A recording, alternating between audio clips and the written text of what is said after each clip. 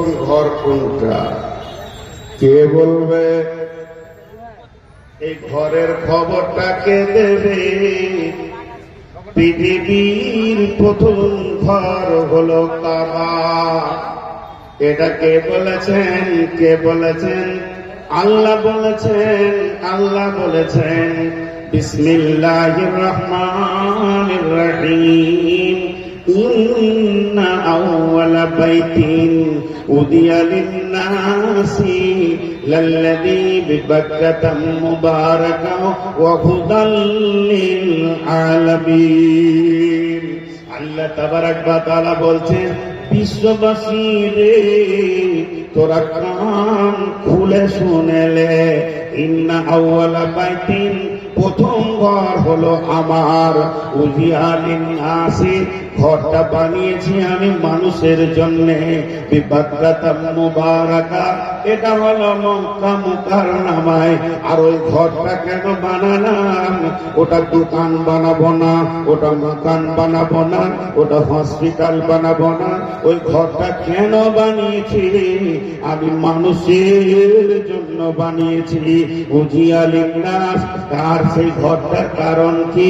হুদাল লিল-আলামিন, ওখান থেকে সারা পৃথিবীর মানুষ হেদায়াত পাবে।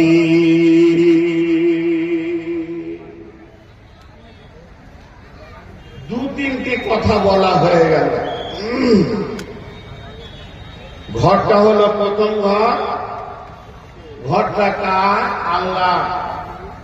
তাহলে আল্লাহকে কি আপনার আমার মতো ঘর লাগবে, বিছানা লাগবে, বালিশ লাগবে?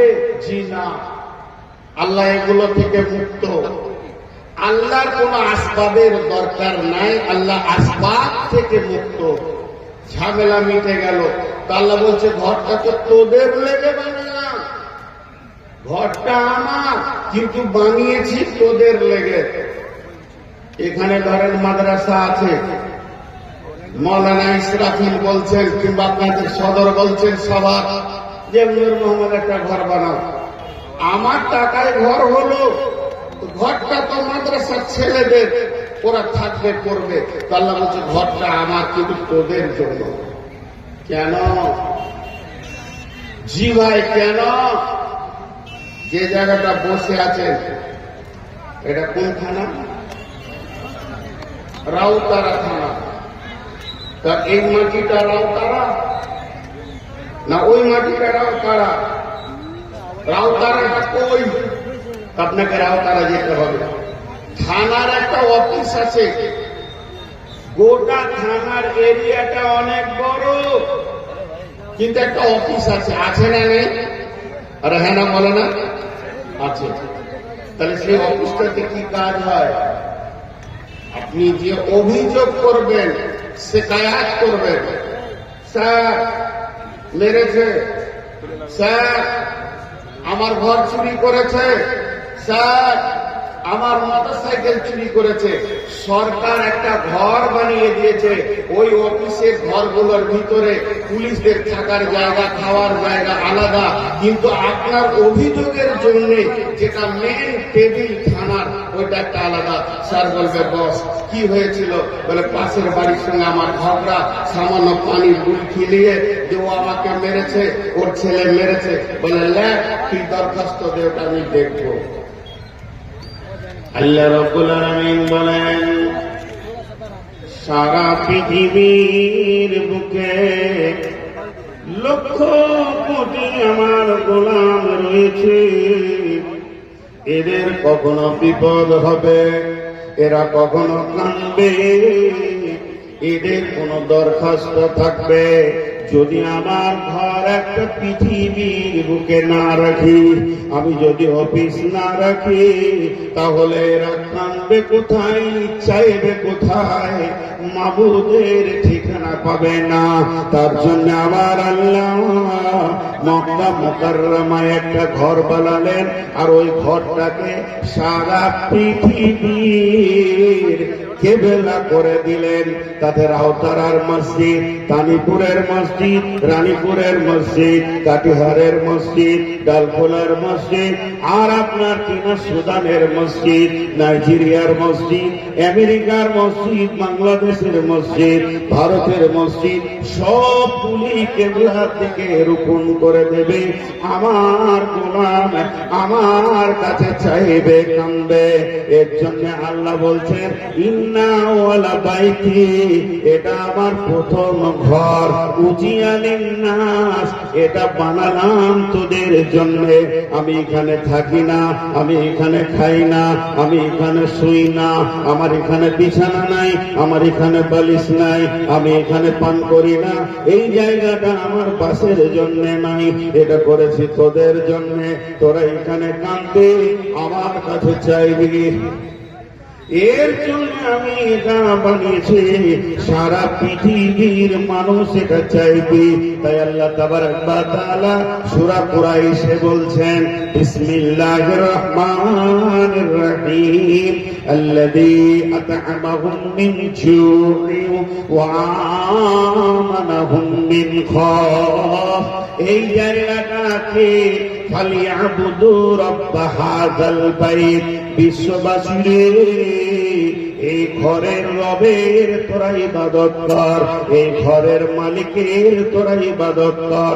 আপনাদের গ্রামে একটা ঘর রয়েছে, ওই ঘরটার মালিক হলো আল্লাহ, ওই আল্লাহর তোরা ইবাদত কর, ওই ঘরের মালিকের ইবাদত কর। লাভ হবে কি? আল্লাযী আত'আমাহুম মিন জু'ইন, তোদেরকে অভাব সরিয়ে দিয়ে সচ্ছলতায় তোদের ঘরে অভাব চলে যাবে, আর তোরা সচ্ছলতায় বাস করবি। আর কি হবে?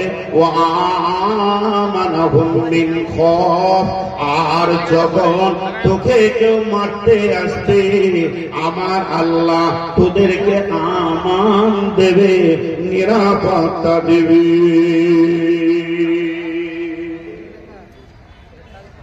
এটা হলো প্রথম ঘর, পৃথিবীর প্রথম ঘর। ঘরটা হয়েছে, এই তোমরা দাঁড়িয়ে কেন ভাই? এই তোমরা দাঁড়িয়ে কেন? ওই এদিকে তাকাও, দাঁড়িয়ে কেন? বসে না? ওই তোমরা দাঁড়িয়ে কেন? বসো বসো ভাই, বসো বসে। শোনা মানি আল্লাহর গোলাম, রসুলের উম্মত, বসে যাও ভাই। আপনাদের বিরক্ত লাগছে নাকি? যা কথা বলেন, বিরক্ত লাগছে? আল্লাহ, তো এটা হলো প্রথম ঘর। এই ঘরটা আল্লাহ বানিয়েছেন কাকে দিয়ে? ফেরেশতাদেরকে দিয়ে।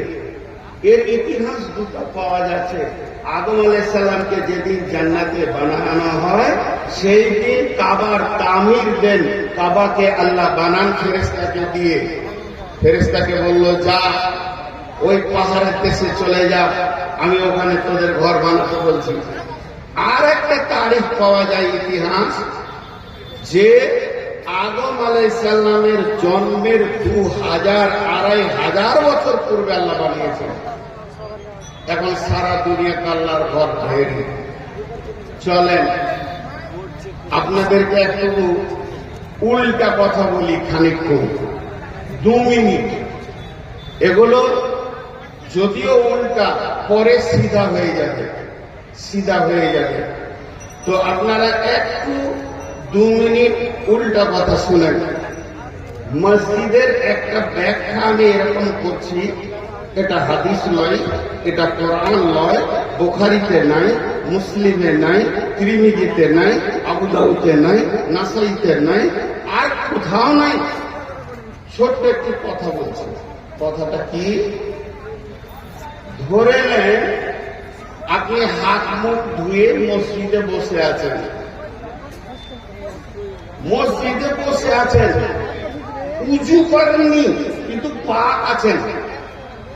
তো আপনার বাড়ির কাজ কাম শেষ, তো আপনার মনটা বলছে কি করব, মসজিদই বসি। চুপ করে বসে আছেন, চুপ করে, মুখটাও বন্ধ, তো নেকি হতে থাকবে। কেন গো? কেন নেকি হবে? তো একজন যুক্তি দিচ্ছে। আমি প্রথমেই বলেছি এটা হাদিস কোরআনে নাই, এর দলিল নয়, কিন্তু যুক্তি দিয়ে বলছে আপনার বাড়িতে যদি কোন একটা মেহমান আসে তো আপনি খুশি হন না বিরক্ত হন? কথা বলে না? খুশি হন না বিরক্ত হন? খুশি। আর যত আপনি ঘুরবেন, গলিতে যাবেন, কাজ করবেন, একবার করে খালি মেহমানের দিকে নজরটা করবে, একবার করে খালি এটা মেহমান এসছে, মেহমান এসছে। তো কোন ব্যক্তি যদি আল্লাহর ঘরে বসে থাকে সে আল্লাহর মেহমান, আর আল্লাহর রহমতের নজর তার দিকে বারবার করবে। এখন যদি সে জিকির করে, তেলাওয়াত করে, সালাত করে, যেটা এক্সট্রা নেকিতে ভরপুর হয়ে গেল। এক্সট্রা নেকি, সে নেকি গাদা গাদা নেকি, কিন্তু শুধু বসে থাকলেও নেকি আল্লাহর দৃষ্টি, আল্লাহর নজর করবে। এটা আমি কোন হাদিস প্রেরণ করলাম না, একটা যুক্তি কথা বললাম। এখন চলেন এগিয়ে যায়। উল্টা কি মসজিদ বানানো ভালো না খারাপ? এতটি লোক কথা বলে না। মসজিদ বানানো ভালো না খারাপ? খারাপ। পৃথিবীতে সব থেকে নোংরা জায়গা হলো মসজিদ। 2 মিনিট আমি বললাম, উল্টা কথা বলবো, পরে সিধা হয়ে যাবে। 2-4 মিনিট ধরতে ধরে। কেন? মসজিদের ব্যাপারে আল্লাহ তাবারাক ওয়া তাআলা সূরা তাওবাতে তার নবীকে বলছেন, লা তাকুন ফীহি আবাদা। হে নবী, তুমি মসজিদে পা দেবেন না। রসুল মসজিদে নামাজ পড়তে যাচ্ছে, অন্য কোথাও যায়নি। আর জিবরাইল আমিন এসে রসুলকে আটকে দিলেন। কি বললেন? লা তাকুন ফীহি আবাদা। হে আল্লাহর নবী, ও আল্লাহর প্যারা নবী, আপনি খবরদার কখনোই মসজিদে পা দেবেন না, ওই জায়গায় পা দেবেন না, ওখানে যাবেন না, ওটা হলো নোংরা জায়গা। বীরভূমে একটা জালসাতে আমি বলেছিলাম যে রসুলের বিবি, দেখেন রসুলের একমাত্র বিবি আম্মা জান খাদিজা, যিনি রসুলের একমাত্র বিবি ছিলেন, কোন সতীনীকে দেখেননি। তিনি যতদিন বেঁচে ছিলেন নবীজি কোনো বিয়ে করেননি। 2 নম্বর হচ্ছে আম্মা জান খাদিজাকে রসুল মওত পর্যন্ত ভুলেননি।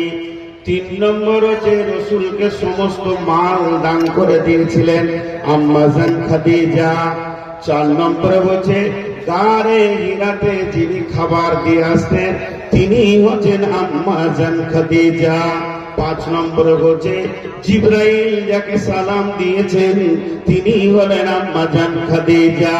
6 নম্বরে হচ্ছে শুধু জিবরাইল নয়, স্বয়ং আল্লাহ যাকে সালাম দিয়েছেন তিনি হলেন আম্মা জান খাদিজা। এত দামি মানুষ, এত উঁচু মানের মানুষ, জীবনেও তিনি 5 ওয়াক্তের নামাজ পড়েননি।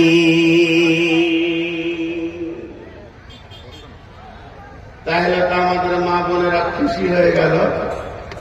আর নামাজ পড়ে কি করব? রসুলের বিবি যাকে আল্লাহ সালাম দিচ্ছেন সেই লোকটা 5 ওয়াক্তের নামাজ জীবনেও পড়েনি। তাহলে আপনি আমি নামাজ পড়া কি দরকার আছে? কিন্তু বন্ধু, এইগুলোর পেছনে একটা কারণ আছে।